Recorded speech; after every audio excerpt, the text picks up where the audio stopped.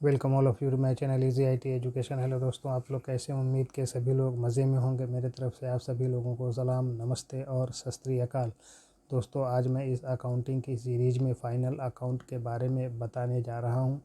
इस सीरीज़ में ये बता रहा हूं कि फ़ाइनल अकाउंट क्या है और डबल एंट्री सिस्टम किसे कहते हैं। दरअसल अकाउंटिंग एक आर्ट है जहां हम आमदनी और ख़र्च का हिसाब करते हैं।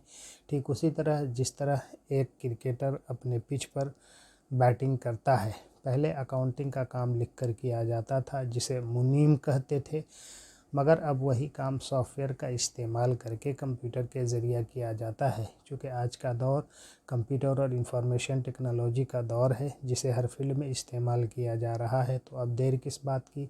ये रहा हमारा आज का वीडियो का topic.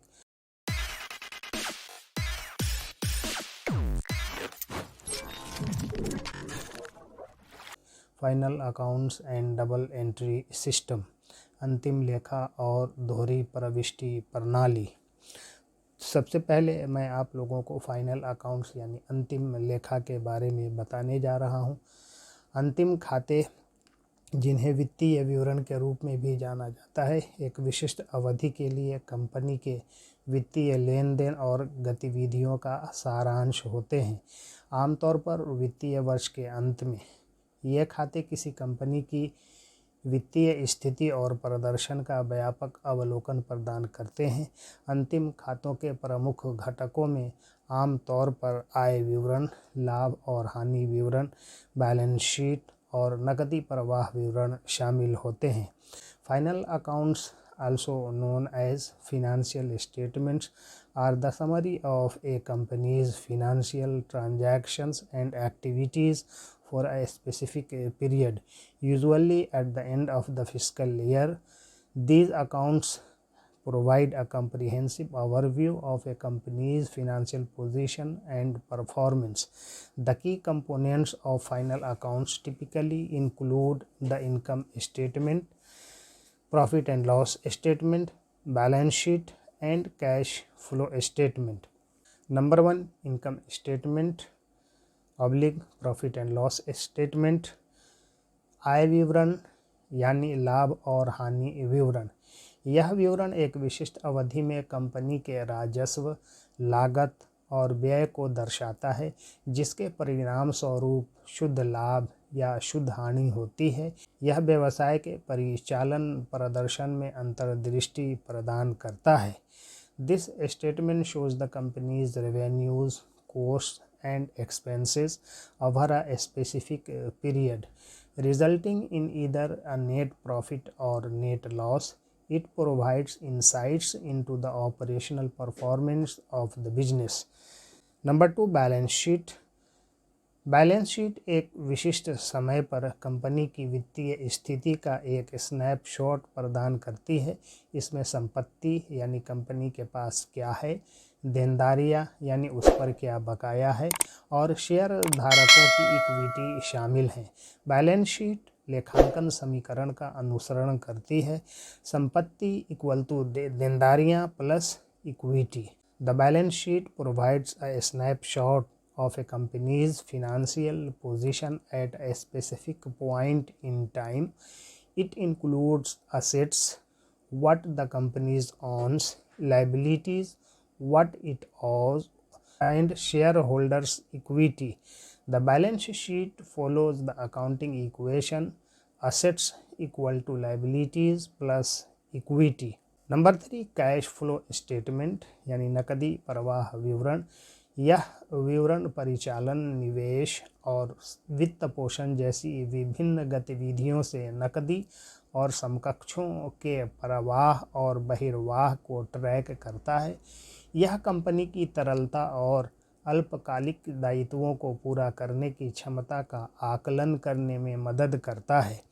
This statement tracks the inflow and outflow of cash and cash equivalents from various activities such as operating, investing, and financing.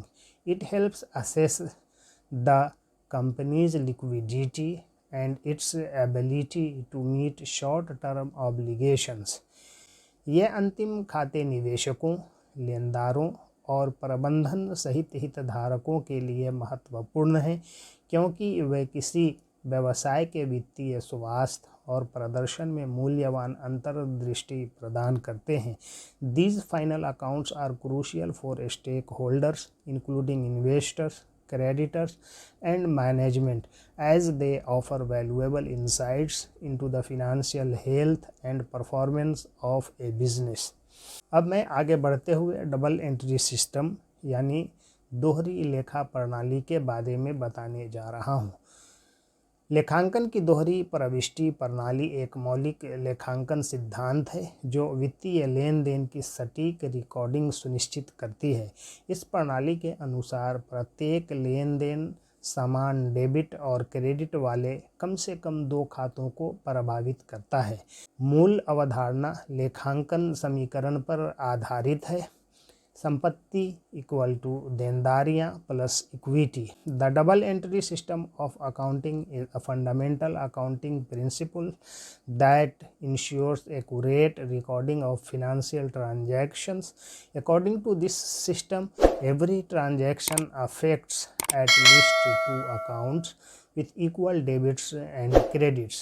The basic concept is based on the accounting equation assets equal to liabilities plus equity. Here is how the double entry system works. यहाँ बताया गया है कि double entry प्रणाली कैसे काम करती है। Number 1, every transactions involve 2 accounts. प्रत्येक लेन देन में 2 खाते शामिल होते हैं। प्रत्येक व्यावसायिक लेन देन के लिए कम से कम 2 खाते प्रभावित होते हैं। एक खाते से डेबिट किया जाता है और दूसरे खाते से क्रेडिट किया जाता है। कुल डेबिट कुल क्रेडिट के बराबर होना चाहिए। For every business transaction there are at least 2 accounts affected. One account is debited and another account is credited. The total debits must equal total credits. Number 2, debits and credits. Debit और credit बढ़ने और घटने के समान नहीं हैं। लेखांकन में डेबिट और क्रेडिट क्रमशः खाते के बाएं और दाएं पक्ष को संदर्भित करते हैं। डेबिट से संपत्ति और खर्च बढ़ते हैं, लेकिन देनदारियां और राजस्व कम हो जाते हैं। दूसरी ओर क्रेडिट देनदारियां और राजस्व बढ़ाते हैं, लेकिन संपत्ति और खर्च कम करते हैं। Debits and credits are not the same as increases and decreases in accounting. Debits and credits refer to the left and right sides of an account. Debits increase assets and expenses but decrease liabilities and revenues. Credits, on the other hand, increase liabilities and revenues but decrease assets and expenses. Number 3, accounting equation यानी लेखांकन समीकरण। दोहरी प्रविष्टि प्रणाली यह सुनिश्चित करती है कि लेखांकन समीकरण संतुलित रहे। उदाहरण के लिए, यदि आप नकदी से अपने व्यवसाय के लिए उपकरण खरीदते हैं तो आप उपकरण खाते बढ़ती संपत्ति को डेबिट करेंगे और नकद खाते घटती संपत्ति को क्रेडिट करेंगे।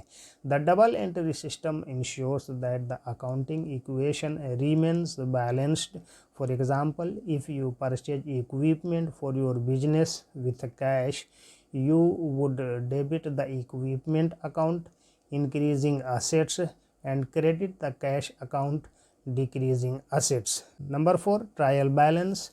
लेखांकन अवधि के अंत में अकाउंटेंट यह सुनिश्चित करने के लिए एक ट्रायल बैलेंस बनाते हैं कि कुल डेबिट कुल क्रेडिट के बराबर है। यदि वे मेल नहीं खाते हैं तो यह एक त्रुटि को इंगित करता है, जिसे वित्तीय विवरण तैयार करने से पहले ठीक करने की आवश्यकता है। At the end of an accounting period, accountants create a trial balance to ensure that the total debits equal total credits. If they do not match, it indicates an error that needs to be corrected before preparing financial statement. Double entry प्रणाली वित्तीय लेन then को record करने का एक व्यवस्थित और सटीक तरीका प्रदान करती है, त्रुटियों की संभावना को कम करती है और यह सुनिश्चित करती है कि वित्तीय विवरण व्यवसाय की वास्तविक वित्तीय स्थिति को दर्शाते हैं। The double entry system provides a systematic and accurate way to record financial transactions, reducing the likelihood of errors and ensuring that the financial statements reflect the true financial position of the business.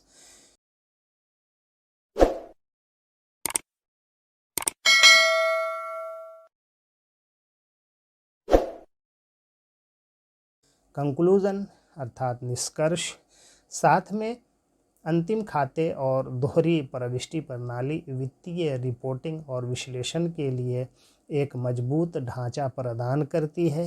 ये वित्तीय जानकारी की पारदर्शिता, विश्वसनीयता और अखंडता में योगदान करते हैं, जिससे व्यवसाय में विभिन्न हितधारकों द्वारा सूचित निर्णय लेने की सुविधा मिलती है। Together, final accounts and the double entry system provide a robust framework for financial reporting and analysis. They contribute to the transparency, reliability, and integrity of financial information, facilitating informed decision making by various stakeholders in the business. Thanking you all for listening me patiently. Please like, share, comment and subscribe my channel.